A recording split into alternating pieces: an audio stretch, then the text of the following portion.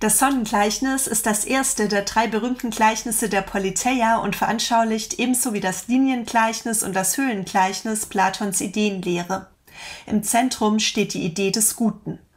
Vorgetragen wird das Gleichnis im 6. Buch der Politeia von Platons Lehrer Sokrates.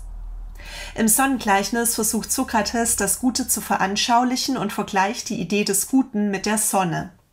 Genauso wie im Bereich des Sichtbaren die Sonne als Quelle des Lichts alles beherrscht und ermöglicht, so beherrscht und ermöglicht in der geistigen Welt die Idee des Guten alles. Die Idee des Guten ist Quelle von Sein, Wahrheit und Wissen. Die Sonne macht erst alle sichtbaren Dinge sichtbar, verleiht durch ihr Licht dem Auge die Fähigkeit des Sehens und sorgt für Werden, Wachstum und Nahrung der sichtbaren Dinge. Ebenso macht die Idee des Guten die geistigen Erkenntnisobjekte, die Ideen, erkennbar, gibt dem erkennenden Subjekt, also dem Menschen, die Fähigkeit der Erkenntnis und verleiht den Ideen ihre Existenz und ihr Wesen. Die Idee des Guten hat also eine epistemische, eine erkenntnisbezogene Funktion und eine ontologische, eine seinsbezogene Funktion. Werfen wir zunächst einen genaueren Blick auf den Aspekt der Erkenntnis bzw. die epistemische, erkenntnisbezogene Funktion der Idee des Guten. Platon zieht eine Analogie zwischen dem sinnlichen Wahrnehmen der weltlichen Dinge in der sichtbaren Welt und der geistigen Erkenntnis der Ideen in der geistigen Welt. Die Sonne verhält sich zum Sichtbaren und zum Sehvermögen, wie die Idee des Guten zum Denkbaren und zum Denkvermögen. Laut Platon nehmen wir die Welt vor allem durch unsere Augen wahr.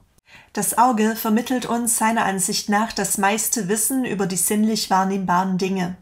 Damit wir aber mit unseren Augen sehen, also Formen, Strukturen und Farben erkennen können, muss etwas hinzukommen, das Licht. Quelle des Lichts ist die Sonne. Ihr Licht macht das Sichtbare sichtbar und lässt unsere Augen sehen. Die Sonne ist also die Quelle des Lichts und damit Bedingung für das Sehen. Das Auge kann nur wegen der Sonne sehen, im Dunkeln sieht das Auge nichts. Dabei ist die Sonne nicht nur Ursache oder Bedingung des Sehens, sondern sie wird auch vom Auge gesehen. Die Sonne ermöglicht also im Bereich des Sichtbaren die Wahrnehmung sinnlich-empirischer Gegenstände und ist dabei selbst Gegenstand dieser Wahrnehmung. Übertragen wir dieses Bild auf die Idee des Guten. Laut Platon ermöglicht die Idee des Guten unserer Seele im Bereich des Denkbaren die Erkenntnis intelligibler Objekte, genauer der Ideen. Intelligible Objekte sind Dinge, die nur durch den Intellekt und nicht durch die sinnliche Wahrnehmung erkennbar sind. Die Idee des Guten verleiht den Ideen Wahrheit und dem Erkennenden das Vermögen zu erkennen. Die Idee des Guten ist Quelle der Wahrheit und damit Bedingung für Erkenntnis. Unsere Seele bzw. Vernunft kann also nur dann erkennen, wenn sie sich auf das richtet, was wahr ist. Und wahr ist nur dasjenige, was von der Idee des Guten beleuchtet wird, die Ideen.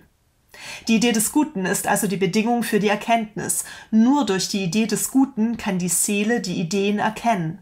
Wenn sich die Seele auf das Dunkle, das Werdende und Vergehende richtet, so erkennt sie nicht, sondern bildet bloße Meinung. Das Dunkle sind in diesem Bild alle sinnlich wahrnehmbaren, vergänglichen Dinge der Sinnenwelt, die immer nur Schatten und Abbilder der ewigen Ideen sind. Mit unseren Sinnen können wir nur vermuten und meinen, und weil uns unsere Sinne täuschen können, nehmen wir mit ihnen nur Zweifelhaftes wahr. Die Idee des Guten ist im geistigen Bereich dasjenige, was dem Erkannten, den Ideen Wahrheit verleiht und dem Erkennenden das Vermögen zu erkennen.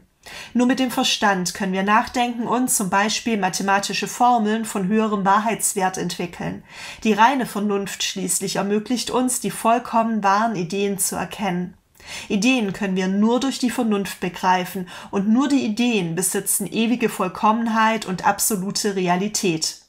Das Licht und der Sehsinn bzw. die Fähigkeit zu sehen sind zwar sonnenartig, aber sie sind nicht die Sonne selbst. Entsprechend sind Wahrheit und die Erkenntnis zwar gutartig, sie sind aber nicht das Gute selbst.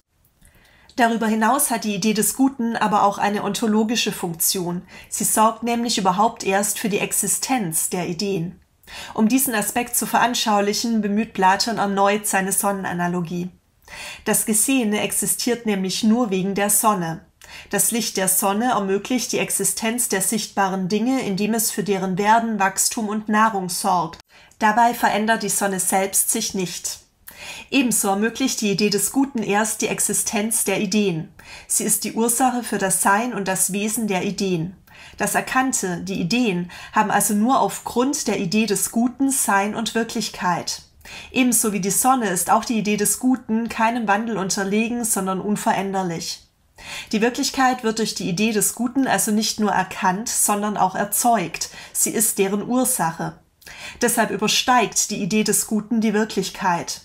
Die Idee des Guten ist etwas Höheres und Göttliches, eine Art unbewegter Beweger, ein metaphysischer Ursprung alles Existierenden. Die Sonne und das von ihr ausgehende Licht hat mehrere Aspekte. Sie ist Ursache dafür, dass wir etwas sehen können. Außerdem aktiviert sie das Wachsen und Gedeihen der Dinge, ohne dass sie selbst sich dabei verändert. Entsprechend sorgt die Idee des Guten im Bereich der Erkenntnis dafür, dass Dinge geistig erkennbar sind. Alles Erkannte hat nur Sein und Wirklichkeit, weil es Anteil an der Idee des Guten hat. Die Idee des Guten aktiviert nämlich erst das Denken bzw. den Geist. Und sie sorgt schließlich dafür, dass die Dinge in der Welt existieren, ohne sich dabei selbst zu verändern. Die Idee des Guten ermöglicht also nicht nur die Erkennbarkeit der Ideen, sondern gibt dem Erkennbaren, den Ideen, auch Sein, Wesen und Wirklichkeit. Ebenso wie die Sonne das Sehvermögen und das Werden überragt, überragt das Gute das Sein. Die Idee des Guten überragt die Wirklichkeit, dass sie diese erkennen und entstehen lässt. Diskutiert wird, ob die Idee des Guten jenseits der Ideen und damit des Seins angesiedelt ist oder ob sie zwar eine ausgezeichnete, ontologisch aber gleichrangige Existenz mit den übrigen Ideen hat. Die Idee des Guten verleiht bei Platon den Tugenden, aber auch allen anderen Dingen Sein und Wert. Dies setzt voraus, dass Dinge und objektive Tatsachen mit Wertvorstellungen verbunden und erst durch Kenntnis des Guten möglich sind. Im Liniengleichnis und im Höhlengleichnis veranschaulicht Platon weitere Aspekte seiner Ideenlehre. Um diese Gleichnisse geht es in den nächsten beiden Clips dieser Reihe. Mit dem Quizlet-Lernset Platons Sonnengleichnis kannst du dein Wissen jetzt überprüfen. Viel Spaß beim Lernen und bis bald!